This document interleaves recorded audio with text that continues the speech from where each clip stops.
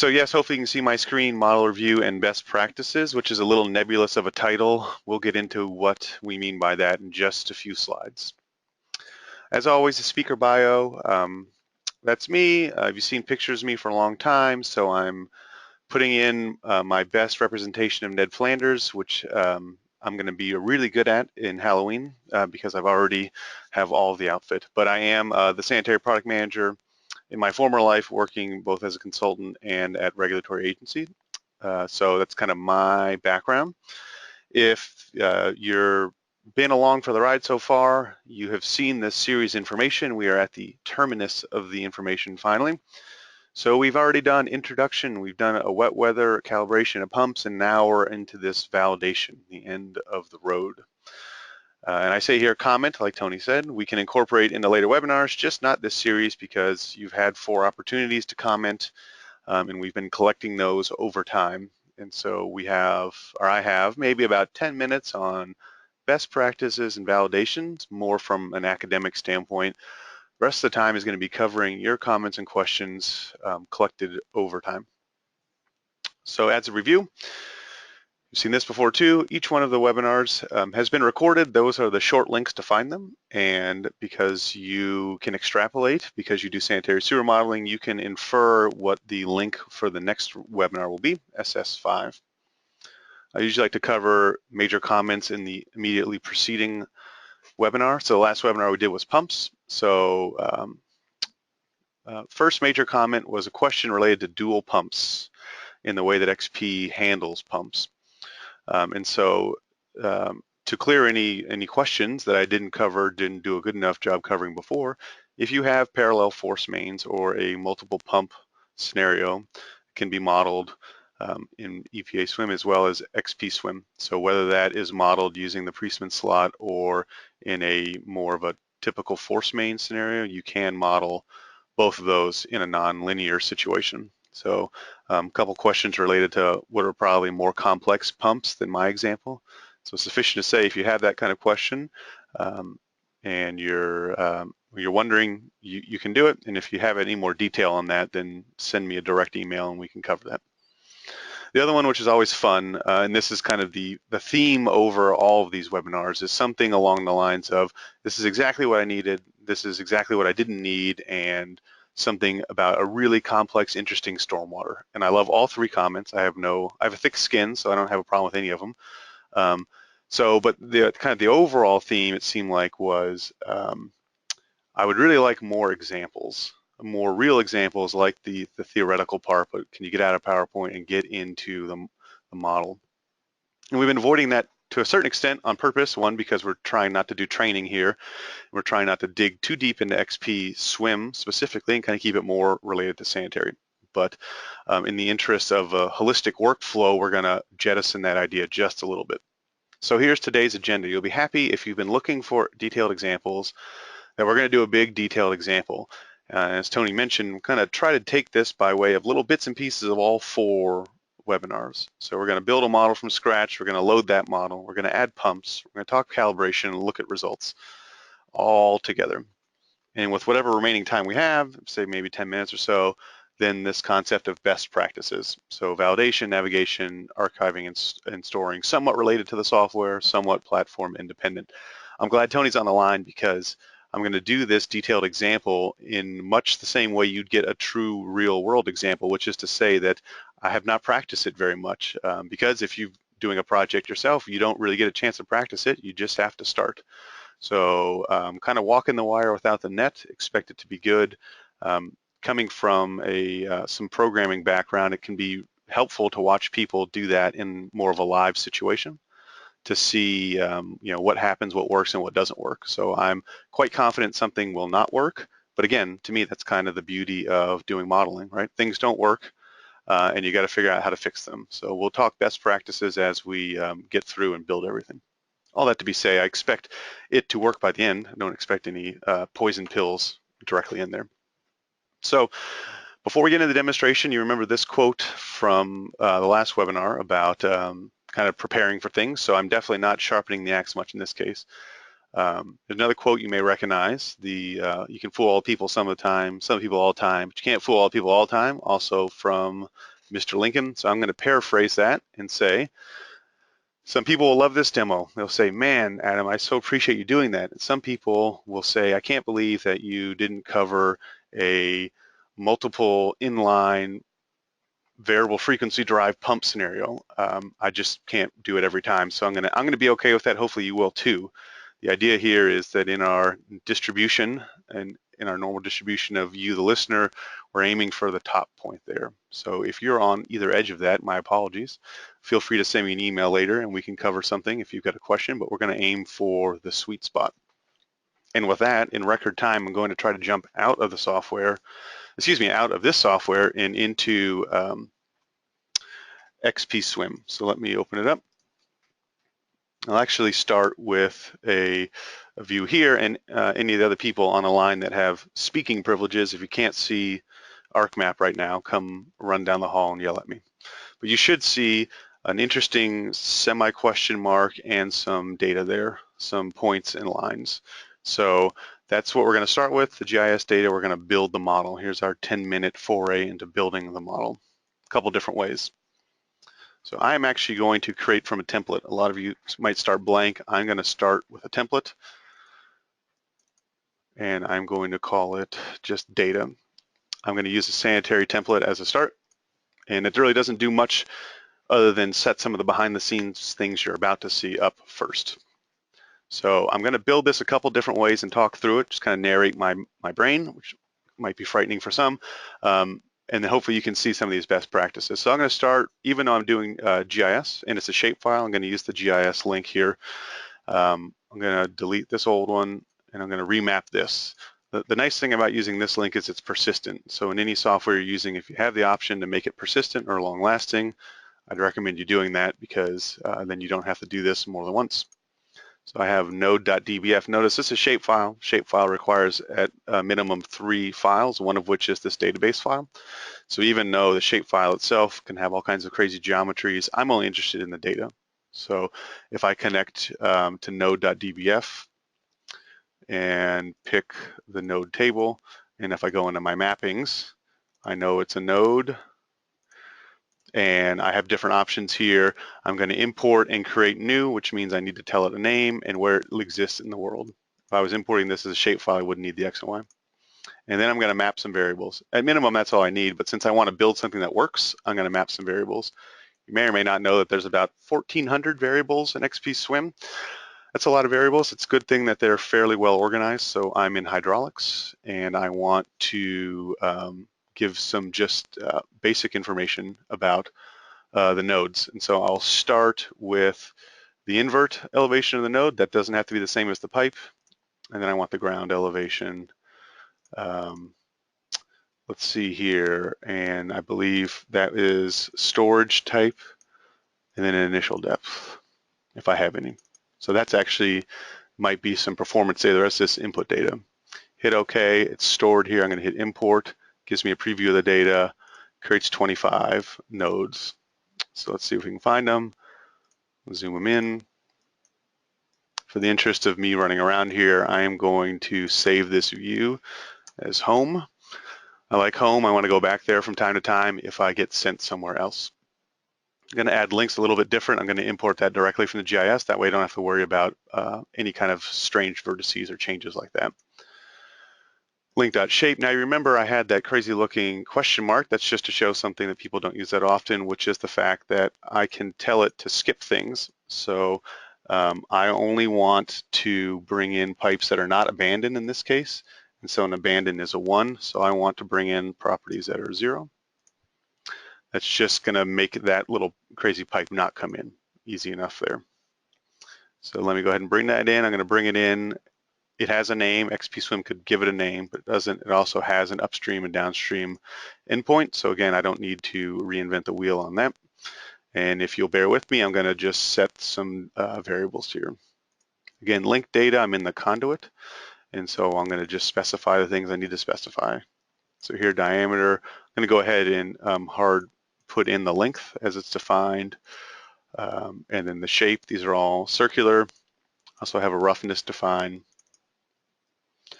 And then the upstream and downstream invert of the pipe, which again don't have to be the same as the manhole, but they could. And then I don't need a band in that case. I'm gonna hit OK. All right, so we ignored that one pipe. We ignored the question mark looking pipe. And let me restore back to home. And there we go. I think because of rounding, the way I brought in my node, rather than bringing it in as a shape, I brought it in with its actual float representation, which is only to 3 decimals. And this is decimal degrees, so 3 decimals is actually overlapping the two there. So look, first thing that's different already, right? It took importing to run in. One other thing that's kind of a concept from the programming language I like is just unit tests, which is a really low-level test. So for me as a modeler, this is just strictly the way I like to do things. I like to get it to run as soon as possible, even if the results don't make sense. So I'm going to hit run now, knowing it's not going to work. I'm going to get some errors, and I'll bring over the errors here. If you can see it, it says, I'm missing storage data, which makes sense. I have a storage node, and I didn't put any data in yet. And a couple warnings, right? No outfall condition, and I'm running something simultaneous. So let's change those, right? I would change these by hand. As much as I love doing things manually, let's just change them by hand. Manhole 15 is the outfall. I don't have outfall selected. I'll select outfall and give it a free outfall for now. If you're pumping in a headworks or something else, perhaps you have a fixed backwater. It's probably going to be one of those two. But I'm a simple man, so I'll do free outfall. The other thing it had was storage node. So this is the actual storage node. You can see there's the little triangle there showing it's a storage node. And since it's storage, I need some kind of storage. So I'm going to be simple again and assume it's maybe a cast in place box. So let's assume it's a 5 by 10 box, or it's a diameter that's roughly 50 feet squared. So for every foot, it's just 50 feet. So nice and simple. And honestly, in lift stations, a lot of times that's all it takes. Hit OK. So if I run it again, it actually executes. And I tried to go, it ran so fast it already executed. Now, what it executed nothing of real value, right? If I go look at my results, I've got a day's worth of no data. But it runs, which means it has all the minimum requirements to run. Now, we'll get into validation before. It doesn't mean it's correct, but at least we know we have a running model. And that, to me, is kind of a high point, if you will. Since I'm in here, I'm going to change my job control for hydraulics, which is what I'm running, to make it run a little bit longer. So I'll have it run for a week instead of just a day. By the way, that little tick mark there saying run those simultaneously when I'm not even running anything in runoff was the warning I was getting before, but I can live with that warning because it's going to disappear in a little bit. At this point, understand this is a small model. We've built it, right? So we know the model in its geometric representation, the topology appears correct. So hooray for us, of little actual practical value, but quite nice. I can make that an outfall too, since that's another outfall. But let's get into something more useful, right? So now we need to load the model. The first step, loading the model. And so if we're out of the introduction we're out of the first series, the intro, and now we're into the second series, wet and dry weather. So let's load this thing. Let's start in hydraulics and do dry weather. I'm gonna go back to my trusty friend GIS link, even though it's not necessarily directly GIS, and I'm gonna make a new file, or point to a new file, and it's an Excel file. I go next, I'll pick the table. It's the only tab in the Excel file, if you will. And I'm going to import data. In this case, I'm only going to update our existing data because all I'm going to try to do is get dry weather flow data into the model. Still nodes, still rolling with nodes. We still need to know which node to apply it to. So in that Excel file, there is a column called manhole. And so what I'm going to do now is just start defining everything because all I needed to tell it was the manhole. Again, this isn't trained. There's lots of different ways you could do this. You could go and do it in tabular views and others. I'm just picking what works for me. So I'm in hydraulic node data, and now I'm actually in time series data dry weather flow. So there's my area. Remember, this is all in the little dialog box we're about to see. So now we've got density. Notice here I have land use, and for most GIS, land use is probably a text. It probably says residential or RES-1SF, something like that. So I've just merely joined that with a table in GIS that is the XP representation of land use, which is just integers, zeros, ones, and twos. And so that's my XP land use. So notice, to me, it's nice. They're living together. No reason that they can't live together. I have my flow rate. I have, this is a little flag to show you that dry weather flow is active. This just tells me that the units are, in my case, gallons per day, I believe. We'll take a look at it in just a second. And unit type. And this just tells, the last thing it's going to tell is which way we're going to run that. So I'll hit finish and import. Now you can see this here. So there's the manhole. Acreage is what you needed. This is a density, the land use that the GIS sees, and the XP land use, which they're related. The flow rate, this is just gallons per day. They're, in my case, they're different, whether they're commercial, residential, industrial, parkland. And this dry weather flow in units are just simple flags. So they don't need to be in your GIS, but if they're in your GIS and they can live in their happy way, for most of what you're doing, they're probably constants. So again, you can make a small table that stores all this data. Then you can bring it in once and just automate it. I hit OK. And so you can see here, it didn't create anything, but it updated a bunch of variables. So I'll hit close. What did it do? I'll just randomly pick manhole 14. Now this dry weather flow, that was clicked. And if I look at it here, again, this is all from the second webinar we did. So we were saying, telling the program census-based 120 gallons per day times the area times, in this case, a density, a commercial density. So it makes sense so far.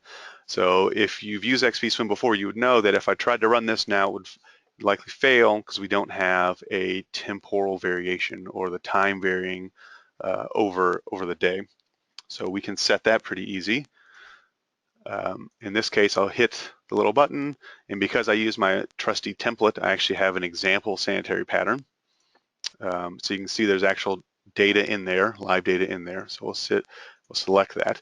Now, I don't want to have to do that every single time. And so one way I'm going to do that is just copy the fact that that variation is there, and I hit OK and OK. And then I'm going to Control A, Control V, and I just pasted the fact that that variation exists into all the manholes. Now all the manholes, I go to manhole 18, dry weather flow, edit it, there it is, patterns there. Everything else is still the same. And if you didn't join in the, I guess that was webinar number 2, I believe. Let me drag over what that data looks like. So this is actual flow meter data. So the plan view data you saw there was made up, but the flow meter data is actually there. I won't go into the details, but if you're interested in normalizing average daily flow and dry weather flow, then you should watch that video.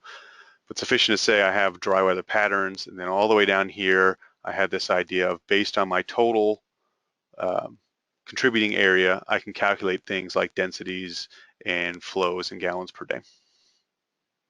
There's a direct GIS link to that. Let me bring back over my GIS, and I'm going to load in these sewer sheds. So I load in this sewer shed here. That's the same Excel file. It had no spatial representation because I didn't need it. The same Excel file here that shows you that manhole 11 has this little sewer basin, manhole 12 has those. So in fact, if I look at that at the bottom of the screen, you can see some basic information there. All right, so far so good, hopefully. That's dry weather flow.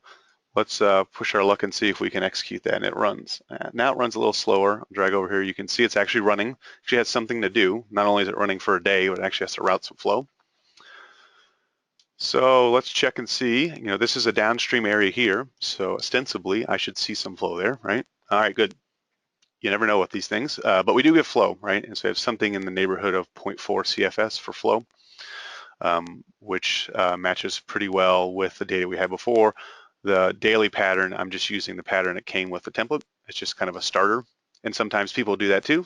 Sometimes you can build the data before you get your metering data. So it's helpful to have some seed information and just throw something in there to see if it works. Okay, that's dry weather flow, which is relatively easy. I won't spend too much time on building that or calibrating to it because generally speaking, that's one of the few quick wins you should have after building it. Because if there's a meter in manhole 15 and I trace all my upstream objects, and those are truly my upstream objects, and if I add all the catchments up there and have them well defined, then by their very definition, they should execute and create what I need as a flow in this PL13. That's the idea. So let's tread into deeper waters into wet weather. I've been in hydraulics mode. I'm going to jump over into runoff mode. Everything is turned off right now.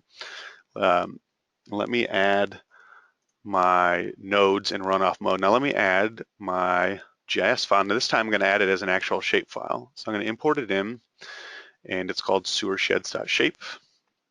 I hit import. I have the node name again as manhole. I'm going to make a new catchment. You'll see what that looks like in a second. I'm just going to define a couple of things. I don't have to define the area here, but I'm going to define the area because I have a kind of a crazy projection to make all this work. So for a reason that's not really worth getting into too much, we're going to define it, and we'll do area, width, and slope again. In the world of sanitary, generally can be treated almost like constants. I hit import. So we see here, okay, it read 14, it attached them. We don't have any major errors here. Found everything, added some, right? All right, good. So now I look at this. Let's go look at this guy here, and they're the same, right? Which you'd expect. So it brought it in. Kind of a neat feature on that is, let's look at manhole 11. If I look here, manhole 11, since I'm in runoff mode, this looks different. I have the area. And these little impervious width and slope are things that are more applicable generally to hydrology. So if you're just a sanitary person, you can step over those. So great, we have the area. But if you remember from doing wet weather, and we're going to try the RTK method for wet weather here, there's a few things we're missing. We're principally missing three things: a rainfall, an infiltration, and RDII. Now I could have, or I suppose in your workflow, you might have sewer sheds that have that information, but that to me seems unlikely. It seems unlikely your GIS department would want to store the overhead of a random string representation of what you're calling infiltration for your model. That doesn't seem like something likely to happen. So I'm not going to do a workflow that has that. I'm going to jump over to XP tables and show how we can get this running pretty quick. XP tables, see a lot of tables that are predefined with my sanitary template, none of which are going to help me for what I'm going to do. I'm going to make a node table, and I'm going to call it temp. I like to preface things like that with temp if I know it needs to go away at some point, so I don't inadvertently look at it 6 months from now and say, oh, I had this folder called nodes. What exactly was that? No, I'm going to call it temp so I can know to get rid of it. Runoff node data, and I'm in subcatchment and RDII. Again, there's I think 400 variables just for nodes, so maybe it's 600 variables for nodes. So you can pretty quickly know we're in subcatchments and we're doing RDII. I'm going to just drag the whole folder over there and get most of the RDII information I need. The other two things you recall, I need to have a reference to rainfall and infiltration. All right, let's view that guy. He's going to be appended on the end. I'll look at temp and it's going to be empty, right? Which would make sense because we don't have any data there. Now, one thing I can say is whether I want to use the existing catchment area or define a new sewer shed area. So since I stored all that lovely data, I'm just going to copy and paste and tell it to use existing on all of them. Now, I don't actually have an RDII global database record yet. RDII is a global thing. I can define it once and apply it wherever I want. It doesn't even exist yet, but that doesn't stop me from giving it a name. I'm going to try to be consistent here. So I'm going to say RDII_EX. Again, doesn't exist yet.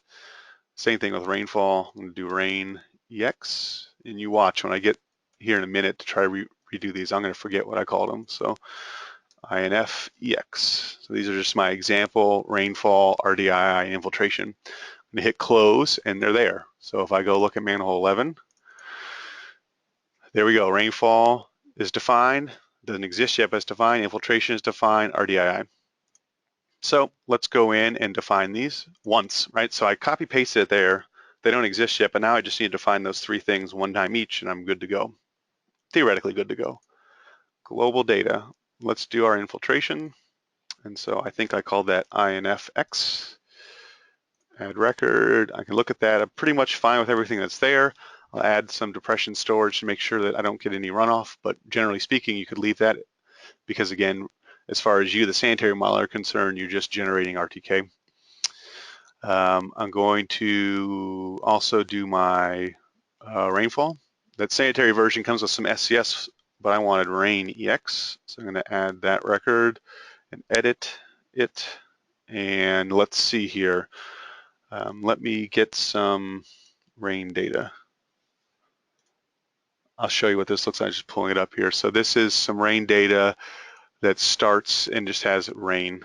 So I'm going to just copy all the way down, copy that data, constant time interval. That was 15-minute data. Don't expect you to have seen that. But I've copied it, so I can Control V and paste it, graph it to show you. There's some rain data, right? So spread out lots of different records, but it gives me some real data. Hit OK, and it's been stored. Leave it there.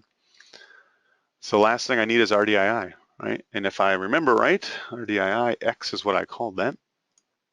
If I edit this and apply it to all months, I already did my rainfall. It's rain X. That's going to be the same. And then I need my RDII data. Now, there was a whole talk, and I've said before, and I'll say again, if you need a surefire method to generate RTK values for your RDII, I have probably more video on that than you care to listen to.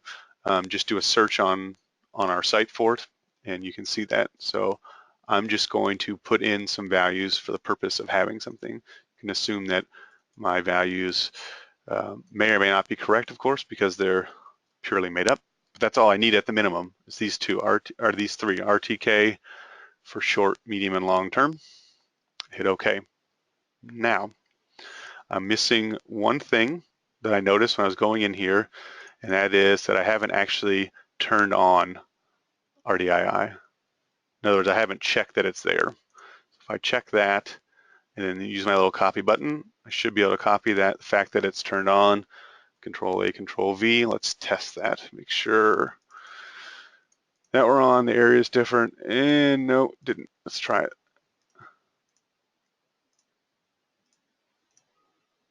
Actually, what you can do is change it and then click OK on that dialog.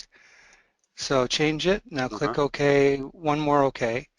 Then go back and copy and paste it.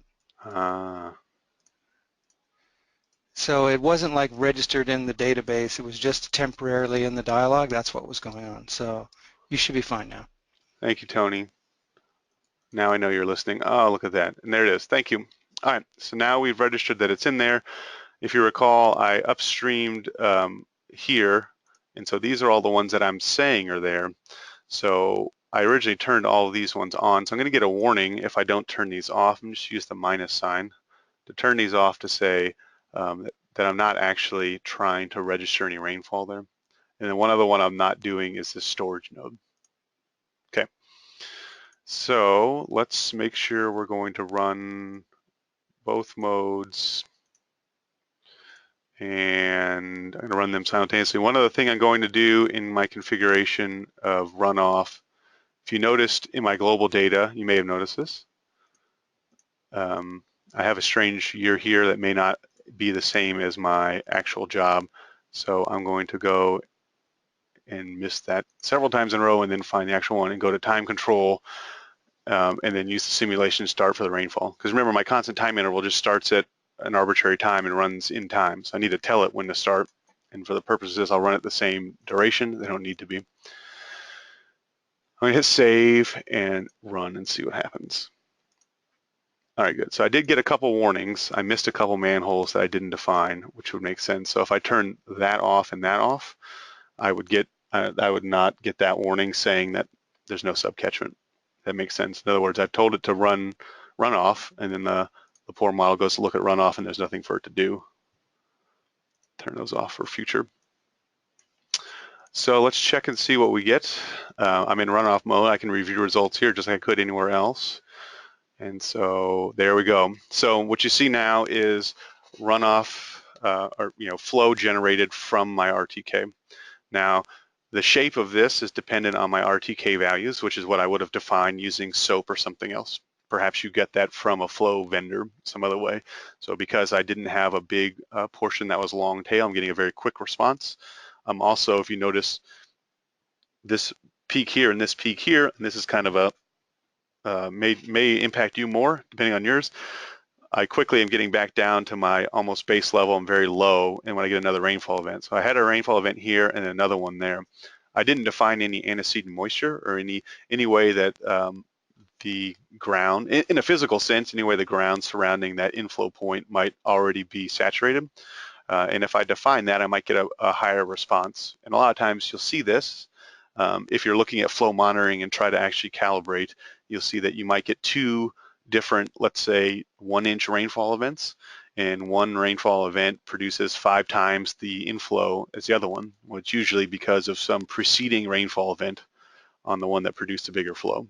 So that's something you can account for in this, trying to collapse down what your modeling budget may be 6 months worth of actual data and actual problems into 45 minutes. I'm going to gracefully act like I don't need to do that. Obviously, that's something you may need.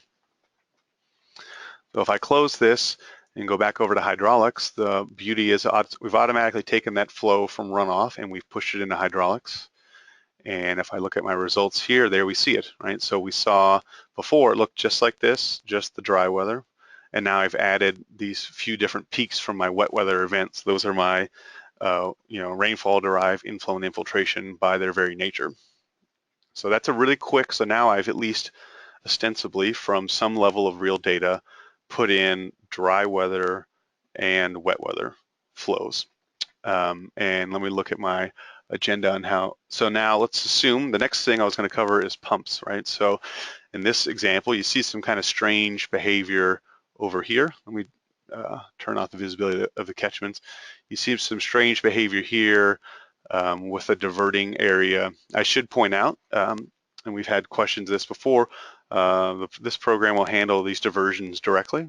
It'll just calculate them. You don't have to enter anything. I don't need to tell manhole 13 how to behave under different flow scenarios or different depths. They will just be diverted as necessary. But I have a storage node there, and so you may say, well, what do I want that looks like? Well, if I look at that in plan view, right, this looks like a prime area for a pump or a really terrible overflow, but luckily for us, we're going to put a pump there so we don't have the overflow.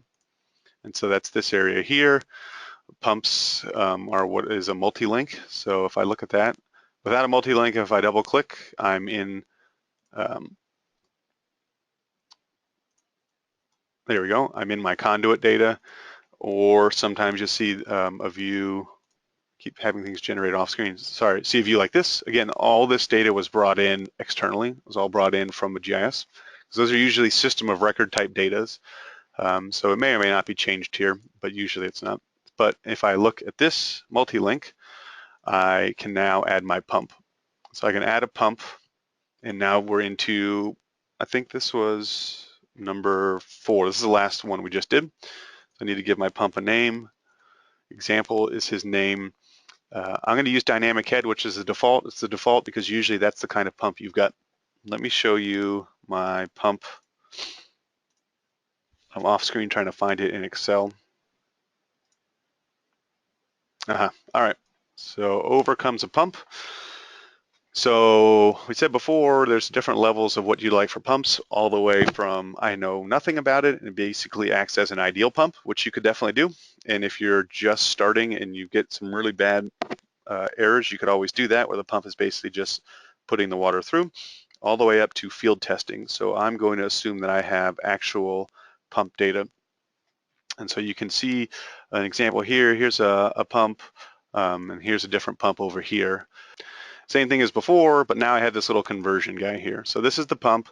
I just drew it here and had it convert from obviously just a picture to actual data. So this data is right here. What I'm going to do is it's in CFS, and this is a pump that actually exists. So it actually puts in flow. If you saw what I had before, I have really low depths, so I don't need to pump more than just a few feet. So I make a quick conversion here and I get this new pump curve, right? So I've just taken this and translated it down 90 feet so that my pump actually operates somewhat on a curve. So I'm going to take that data and put it in this pump. But effectively, that's the same thing I would do if I was presented with a real pump.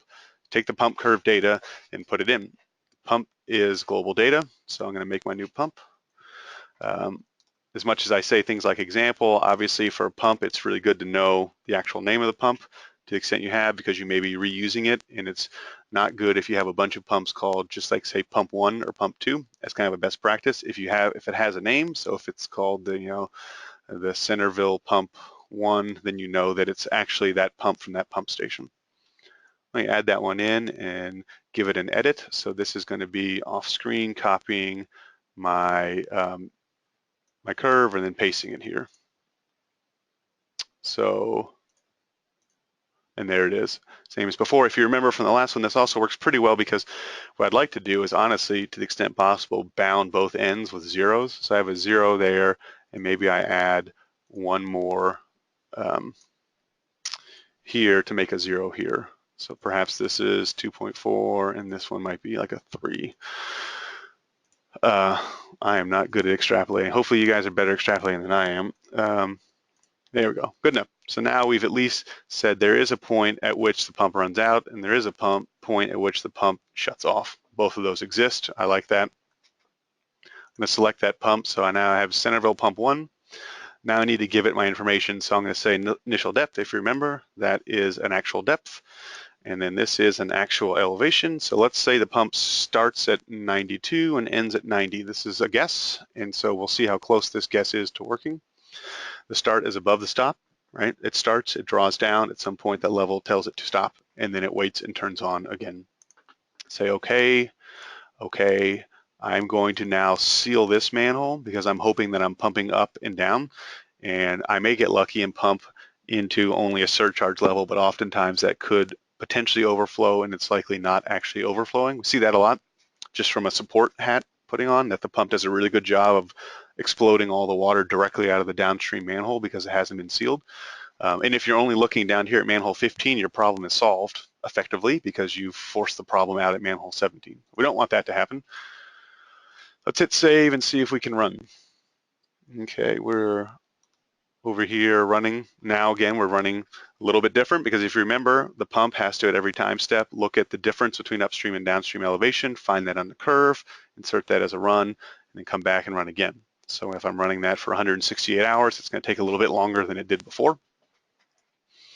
I can do a real quick look of this downstream one to see if I'm going to get any spikes, and you can see an even bigger spike than I had from just wet weather from the pump's operation. Similarly, if I look at the this pump, similarly, if I look at the storage, I'll see a storage jump up and then run down. So the pump's on and comes down to 90. One other way I could look at that, if I'm trying to see what I might want to change on that pump, is do one thing first, tell it to actually plot the pump, and let's see what we have, right? Because I am not totally confident with those results in just being purely honest. Let's see, so we have the pump here, right? That used to be the big jump up. Remember where it just jumped up magically? So now we have the pump here. You can also see us running up above, so it's good that we sealed that manhole, otherwise we cause problems. We can actually run that and see that it looks like we don't have the pump running here. It's very rarely hitting the pump on time. And that could be for a couple reasons. We do have a diversion here. So depending on the elevation of this diversion, I could just be happily avoiding the pump, which if I'm paying the utility bill, I'd be happy to avoid the pump. Let me turn that off and re-execute that and see if that doesn't route more flow through there. Could also be that I just don't have enough flow to ostensibly have it fill my storage. My storage isn't that big at 50 square feet per foot, but you never know if it's really not flowing a lot. I am pretty far upstream. It could be the opportunity for it to not run.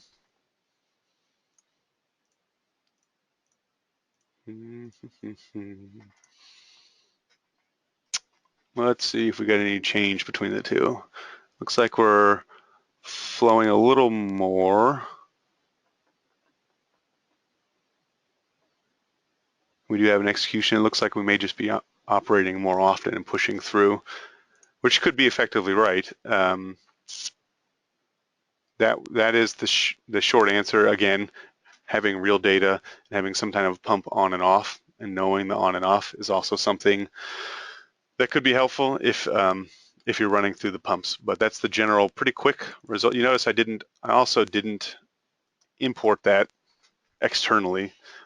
It could be done. You could have external GIS, but there's some pretty specific requirements inside pump of what you need. And again, it's unlikely that that would be always there. I'm going to try one more thing just to change the on time and see. Sometimes I would kind of reverse engineer making changes to the variables to see what happens on the output. Adam, you may want to be in that view and maybe make those manholes wider, and that way in the properties of that screen, and then you can actually see the level in the manhole and you can watch it go up and down. I have a feeling that it never really draws down Yeah, to the stop level. right. So, and you do have new flow input downstream of the pump as well. So if you're That's wondering right. why is there water downstream of the pump, it's the local water there. Right. Um, Yeah, I'm slowly coming up, but that's my on. So, Did you have the invert at 90 and also the stop at 90? You know, usually that yeah, stop would be before it goes completely dry. right. Yeah, and Just some unlikely. thoughts. Yeah, unlikely. It's likely underneath, so kind of an extra sump on the manhole, which would be or on the wet well, which is possible, but usually the type of pumps that are there don't require that. That's more of a water distribution type requirement. I would love for that guy to go away, but he's just not going to do it for me.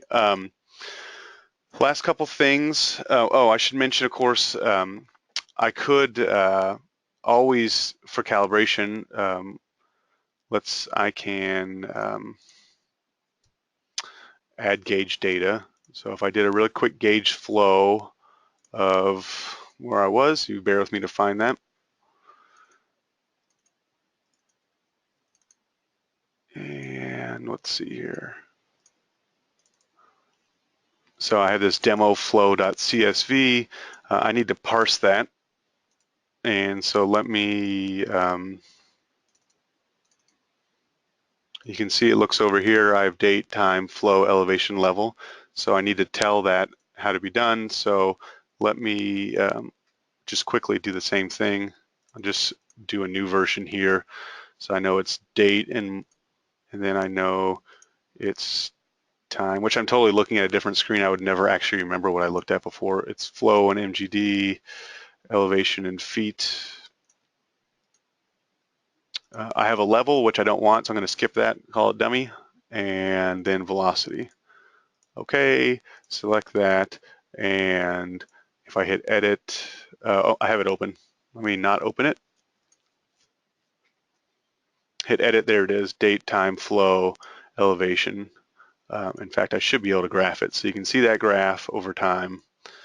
If I hit OK, without having to run the model, I don't have to do anything like that. I could compare the two when it's there. So, and I think I had the same time frame.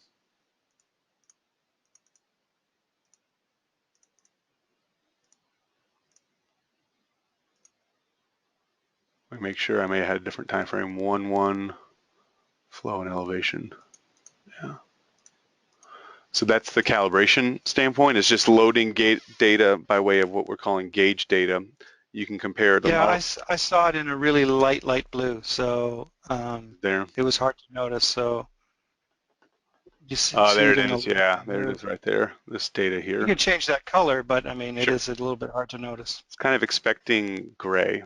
It threw me a curveball with, I would call that aqua, but whatever that color is there. And of course, because I picked a random daily variation and I've done some randomness on the RTK, my calibration is going to be limited purely to showing you that.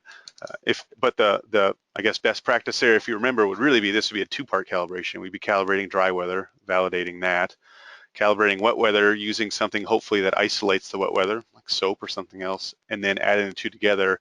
That final calibration is hopefully more of just verifying the first two calibrations line up together, verifying things like your pumps are operating the way they should, et cetera, et cetera. The final thing, it kind of gets a little ahead into validating the model in general, is reviewing the results. The reviewing the results, of course, can be the benefit, finally being able to taste the cake after you've baked it and done all the work of building it. It can also show some potential errors. Lots of different ways that you can review the results. You've seen me do it through this section view, or excuse me, this profile view. You can also do it Also with the section view, things that you can animate over time. You notice that even just Tony and I talking back and forth, that's something we're gonna just tend to look at, right? What's happening over time?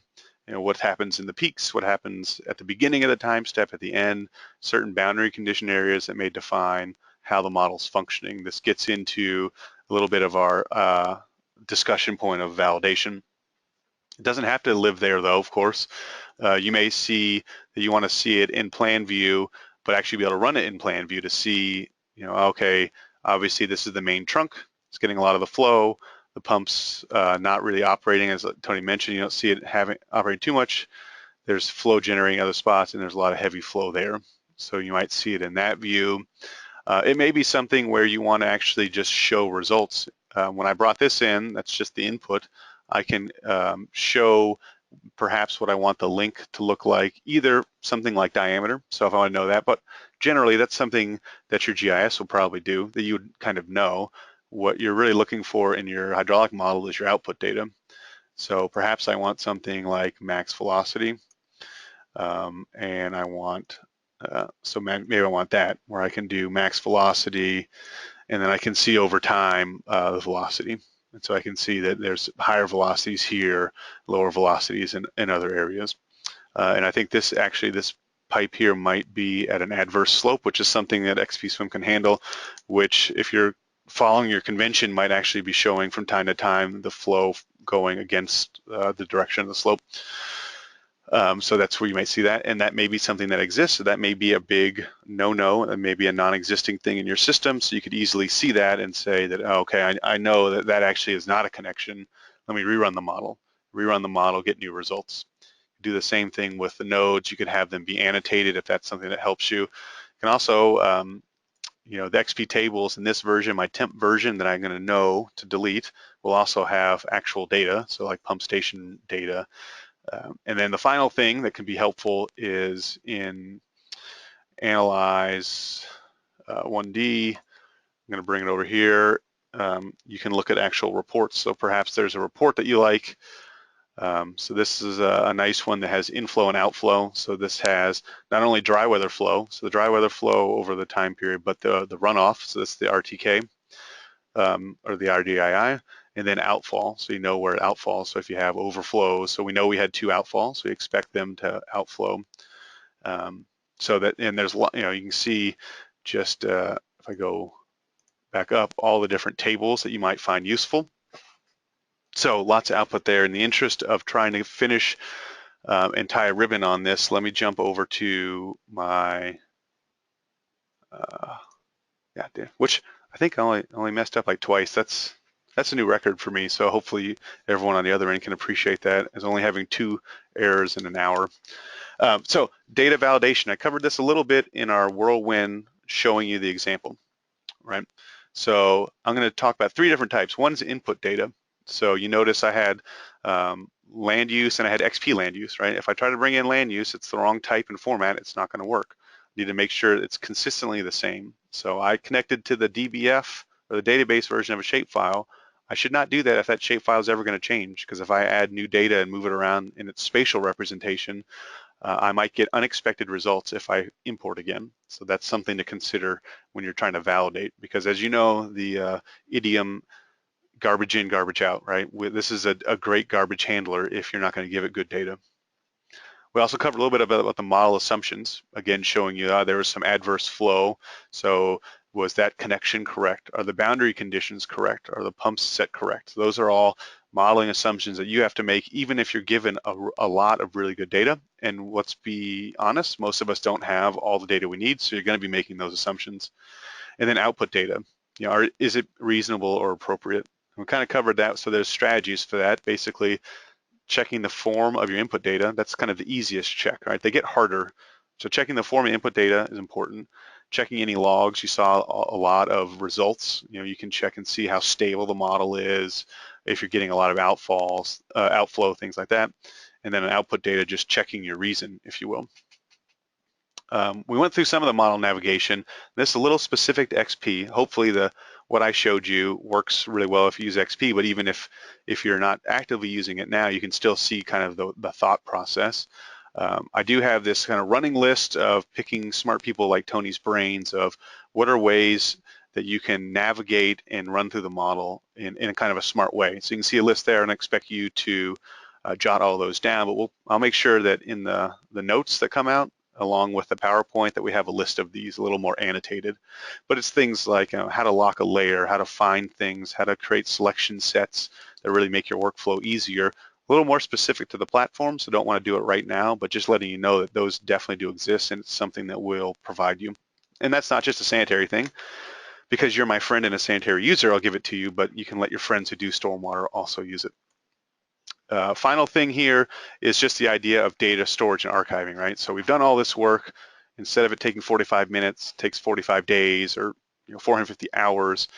Some things to think about in data storage, right? Are you going to store it as a flat file? If you're using XP, you have a flat file, but perhaps you're also going to have that in some database format or in the file system or otherwise. It's very useful to know where you're going to go on the format. It's also helpful on your workflow. So as you're storing data and you're building it, do you have that spatial data or not? Well, even if it's spatial data, if it's not changing, your workflow might let you connect into some data in some interesting ways, hopefully you saw today. And again, are you just importing or exporting? I didn't export any data out in what I built now, but if I learn that a few different things need to be reconnected, that's definitely something I'd want to get back to the GIS department. And how often am I doing that also has an input on what workflow I choose. And again, there's some videos. You just do a search for GIS on our site. It's geospatial data, but it applies to all data. Okay, and then the final thing is just metadata. So however you do that, hopefully you do that. And all it takes is making one model and then waiting 2 years and opening that model again for you to realize that that is a platform independent, organizational dependent best practice. So however it is you choose to annotate not just things like node and description and zone, things that we can store directly in the platform, but really good information about what all the different scenarios mean and what the entire project means. One of those things that makes a lot of sense right now if you're in the middle of it and up to your neck in it, but 2 years from now, perhaps not so much. Okay, running up on the hour. So summary, I really do appreciate you, and a lot of you have attended more than one of these. Hopefully there's been some value throughout this. If not, again, thick skin, let me have it and we'll do it better next time. If you need more help, again, if there's something really deep in the weeds, an inch wide and a mile deep, consider training, and or if you're using it now and you're current, then consider the support portal for that. We also have knowledge base articles on things like these modeling best practices, how to do RTK, lots of different features that are just too much time. I mean, our general training is 3 days of intensive training. So this is kind of the inch deep, mile wide version of running the whole thing. Hopefully some repetition helps you a little bit. We always have webinars, so we'll have more in the future on sanitary and other different topics. We have been doing questions and comments throughout this. I have been letting Tony handle those through now. If you still have some, you have some time to get them in. By all means, type them in, send me an email, fax me if you're really interested. Again, appreciate the time. And this is the end of our 5-part series. And yeah, hopefully we will see you for another sanitary or other version in the future. Thanks again, everybody.